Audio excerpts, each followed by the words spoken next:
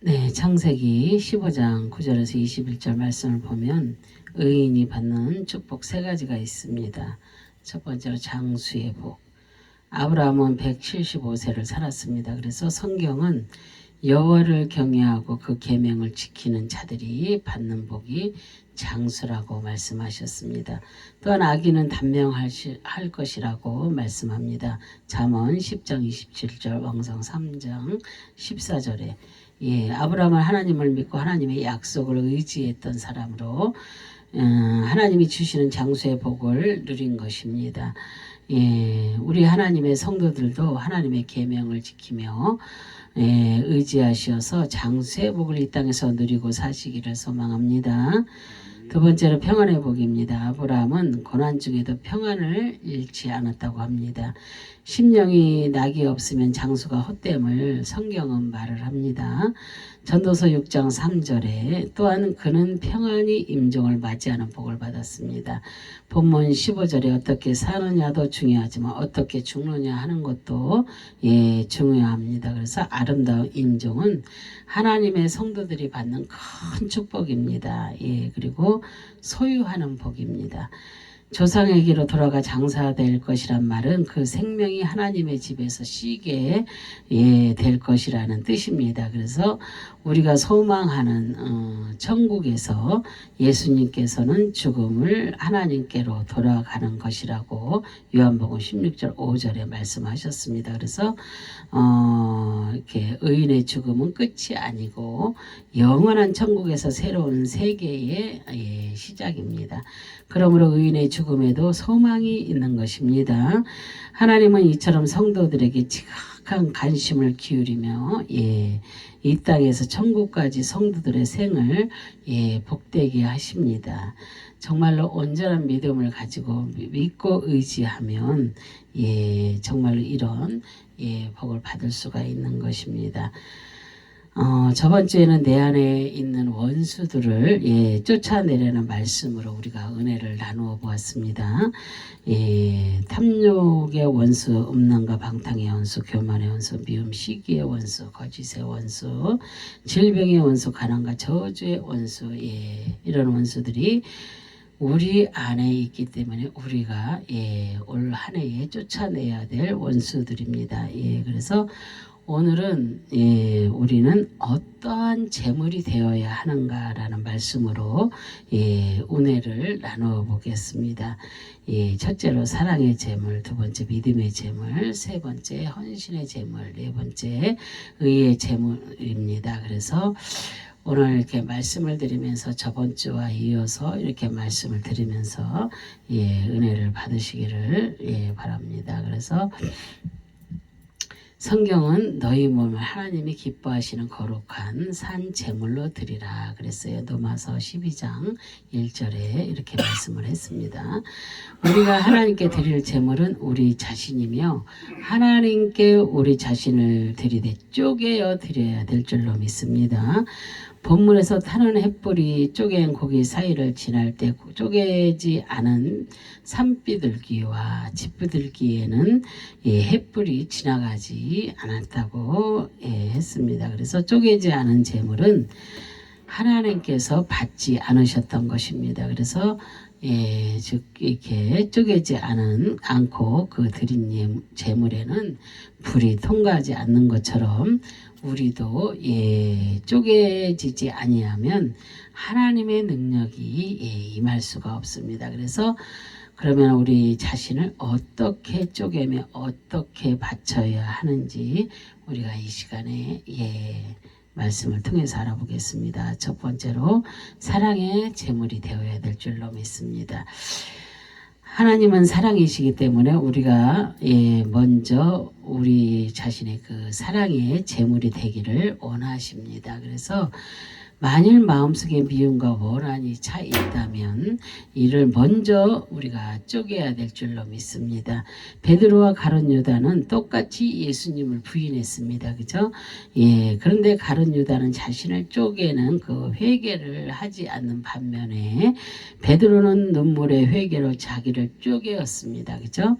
예, 그랬으므로 재기할 수 있는 그 힘을 다시 얻게 되었습니다. 예, 그래서 이처럼 회개하여 미움과 원한을 쪼개야만 사랑의 제물이 되어 성령의 불이 통과하게 되는 것입니다. 그래서 우리가 예배 드리기 전에 먼저 회개를 먼저 드리잖아요. 그죠? 그래서 우리는 이렇게 회개를 할 줄을 알아야 됩니다. 우리가 어떤 사람을 보면 내가 뭘 잘못했, 난 잘못이 없어, 나는 회개할 것이 없어 이러는 사람들도 많이 있습니다. 그러나 우리는 매 순간 매 분초초가 정말로 우리가 생각하는 것들이 잘못된 것들이 너무나 많이 있다는 것입니다. 그래서 저 역시도 마찬가지고요. 그래서 날마다 우리는 내 마음을 쪼개는 회개를 주님 앞에 올려드려야 될 줄로 믿습니다. 그래서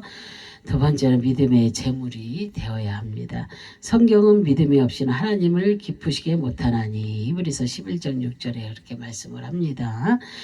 그러므로 믿음이 없이는 하나님께서 기뻐하시는 제물이 될 수 없습니다. 또한 빌립보서 4장 6절은 아무것도 염려하지 말고 다만 모든 일에 기도와 간구로 너희 구할 것을 감사함으로 하나님께 아뢰라. 이렇게 말씀을 하고 계십니다. 그래서 우리는 염려와 그 불안의 그 마음을 버려야 될 줄로 믿습니다.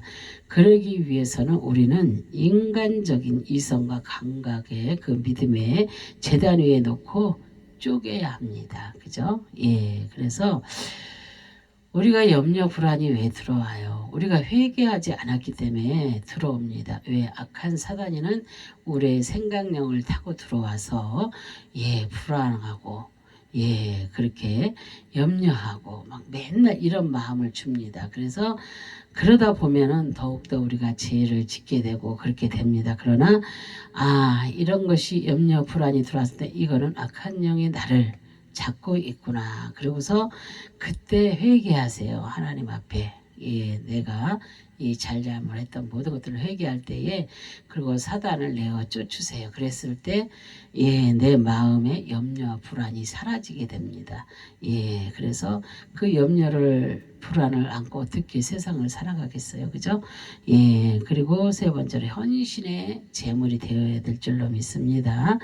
주님을 따른다고 해서 우리에게 늘 좋은 일만 있는 것이 아닙니다. 어떤 때는 고난이 따르기도 합니다. 하나님께서는 고난의 때에도 우리가 좌절하거나 포기하지 않도록 하기 위하여서 단지 하나님의 뜻에 동의하는 것이 아니라 우리의 전 생애와 운명을 하나님께 맡기시기를 원하십니다. 그러므로 우리가 하나님께 우리의 인생을 전폭적으로 이렇게 맡겨서 우리 자신의 헌신이 제물이 되면 모든 일에 이렇게 우리가 감사할 수가 있습니다. 정말로 고난이 왔을 때 우리가 감사할 수 있어요. 정말로 믿음이 좋은 사람도요. 고난이 이렇게 당장 오면 감사보다도 정말로 이렇게 불평도 오고 여러 가지가 올 것입니다. 그러나 우리는 이 말씀을 듣고 우리가 정말로 어떠한 일이 닥칠지라도 우리는 주님께서 해결해 주실 것을 믿고 주님께서 내 앞길의 장애물을 다 치워주실 것을 믿으시고 그러시고 우리의 자신을 헌신의 그 제물로 하나님 앞에 드려지는 삶이 되시기를 바랍니다. 그리고 날마다 이렇게 우리가 감사가 충만해야 됩니다. 감사하지 않으면 이런 재물이 절대로 우리가 재물의 인생을 살아갈 수가 없습니다. 그래서 감사할 때에 감사의 조건이 더욱더 많아지는 것입니다. 그리고 네 번째로 의의 재물이 되어야 됩니다.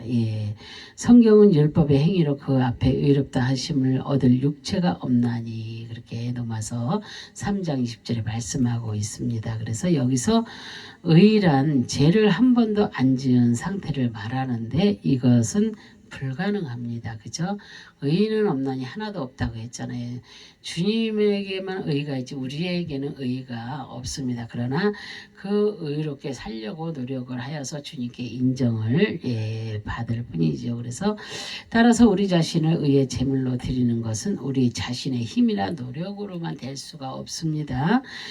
오직 예수님을 우리 구주로 모셔드릴 때 현재의 죄뿐 아니라 과거의 죄와 미래의 죄까지도 다 사함을 받고 진정한 의의 제물이 우리가 될 수가 있는 것입니다. 그래서 모든 것은 정말로 이렇게 우리가 눈을 떠서 눈을 감고 잠을 잘 때까지 있어서 내가 할 수 있는 것이 없습니다. 이렇게 그런 것을 이제 경험을 해본 분은 다 느끼실 것입니다. 알 것입니다. 그죠?